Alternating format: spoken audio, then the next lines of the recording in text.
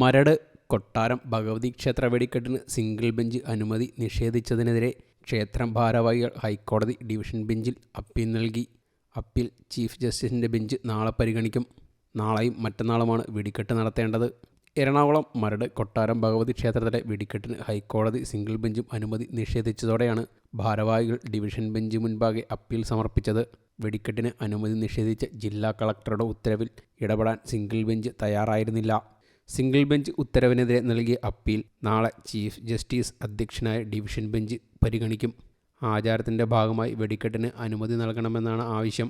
മുൻ വർഷങ്ങളിൽ ഹൈക്കോടതി വിധിയുടെ ലംഘനം നടന്നിട്ടുണ്ടെന്ന് നിരീക്ഷിച്ചുകൊണ്ടായിരുന്നു ജസ്റ്റിസ് ബിജു എബ്രഹാം ആവശ്യം നിരസിച്ചത്. കർശന ഉപാധികളോടെ വെടിക്കെട്ടിന് ഹൈക്കോടതി 2019 അനുമതി നൽകിയിരുന്നു. എന്നാൽ അപകടകരമായ അമിട്ടുകളും വെടിമരുന്നും സൂക്ഷിച്ചതിന് ആ വർഷം തന്നെ പോലീസ് കേസെടുത്തു. ഈ മാസവും അനുമതിയില്ലാതെ വെടിക്കെട്ട് നടത്തിയതിന് ക്ഷേത്രം ഭാരവാഹികൾക്കെതിരെ കേസെടുത്തിട്ടുണ്ട്.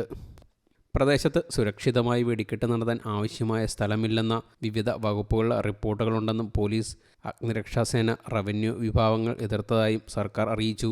പുതിയകാവ് സ്ഫോടനവും സർക്കാർ കോടതിയുടെ ശ്രദ്ധയിൽപ്പെടുത്തി. ഇക്കാര്യങ്ങൾ അംഗീകരിച്ചായിരുന്നു വെടിക്കെട്ടിന് ഹൈക്കോടതി സിംഗിൾ ബെഞ്ച് അനുമതി നിഷേധിച്ചത്. News desk you talk.